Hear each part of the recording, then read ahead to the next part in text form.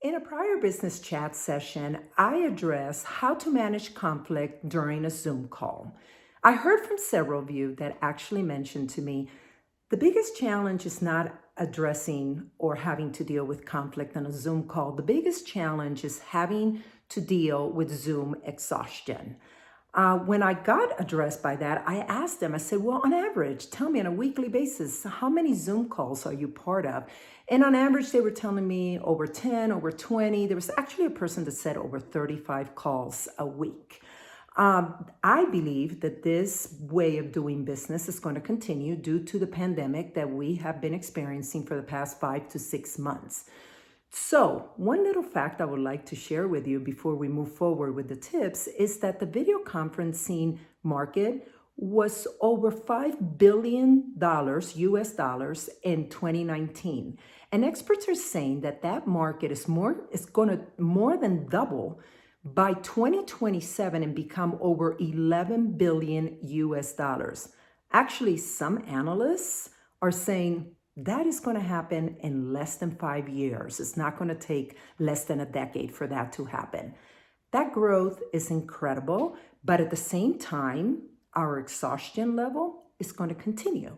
So before I share my tips, I would like to provide you an insight of why I think this exhaustion is happening. The first one, I believe, is the fact that we cannot read the body language or tone of other people that are in the meeting. We're in the Zoom call where there's an awkward silence, where if somebody speaks over somebody else, all of a sudden it becomes a little chaotic. So all of a sudden, we really don't even know how people are feeling. And looking at them in the video, you really don't know. You cannot read their body language. The other one is the fact that most of the presenters in a Zoom training or in a Zoom gathering are asking people to please leave their cameras on. And I'm guilty. I'm one of those presenters that requires that. So what is happening is that you're looking at yourself in the camera every second and moment that you're on the Zoom call. So all of a sudden, you feel that all the eyes of everybody in the call are looking over you every second of the gathering. So, during the past 5 to 6 months, I have had the opportunity to facilitate over 60 virtual gatherings. I am actually scheduled to facilitate another 10 in this coming month. And this includes trainings, workshops, and even facilitating leadership retreats and other types of discussions. I have done it across multiple countries and also continents. If you do the math, it means that on average, I've been facilitating 3 Zoom gatherings on a weekly basis, which calls for more Zoom gatherings because I still have to meet with the person that I'm facilitating for concerning logistics, concerning context, concerning everything that it takes when you're putting together a training or a workshop. So, what have I done to keep my sanity, especially when in every Zoom call I am required to put on makeup, do my hair, and even dress professionally? You see, for the past 10 years, for the past decade, I have been working from home and I have only put on my makeup or do my hair or look professionally when I've had in-person gigs. The rest of the time, I've worked from home. So yeah, a lot of pajamas and sweatpants, and have not been on video conferencing that much.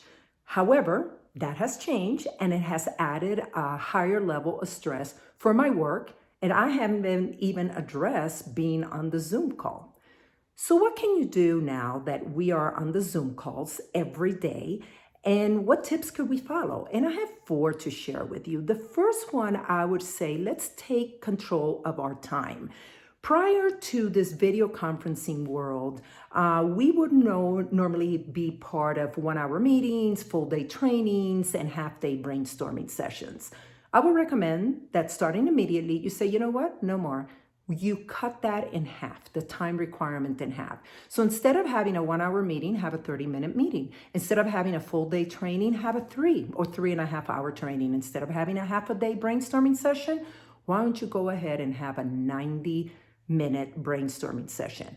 A couple things you're going to gain from that. Number 1, you're going to gain time in your day. And number 2, you're going to become extremely efficient because you're still going to cover all the subject matter that you needed to cover when you would do it in a 1 hour or full day or half day gathering.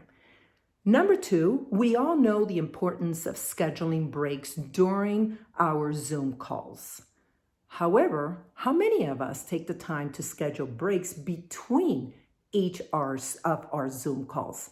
I actually schedule 30 minutes between each call. And the reason I do that is that, first of all, it gives me some time to just freshen up and just basically calm down. It also gives me some time to process the information from the call that I was on before, and also gives me time to get mentally ready for the next call I'm going to have.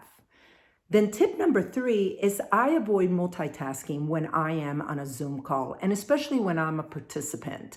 We are very tempted, and I'm tempted as well, that we put the person talking there perfectly and you're like, okay, well, I can answer a couple emails while he or she is talking, or I can look at my to-do list and prioritize it. I would say put all of that aside and actually listen to the speakers that are there at the Zoom gathering.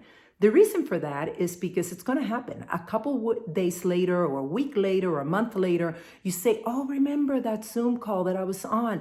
Oh, but I can't recall what the speaker said. So now all of a sudden, you need that information and you're going to have to contact some other person that was in the Zoom call, and you need to basically add more time of your day in order to figure out the information that you could have gathered if you were not multitasking and when you were actually paying attention. And the last tip, which is last but not least, I would say schedule screen-free moments throughout your day. I normally try to schedule 60 minutes, a total of 60 minutes that I'm screen-free. That means no Zoom call, no videoing like I'm doing right now, no social media platform, no screen-driven activity. Basically, for that hour, I spend time reading, or I spend time thinking about my strategy, or I even spend time calling somebody and catching up with them. So there you have it. 4, I think, easy to implement tips that will help you with your Zoom exhaustion. I hope you find them worthwhile.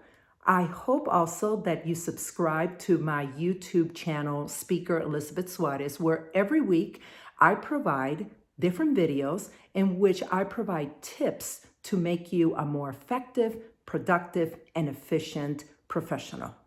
I look forward to hearing from you. I look forward to keeping in touch. I will see you next time. Nos vemos.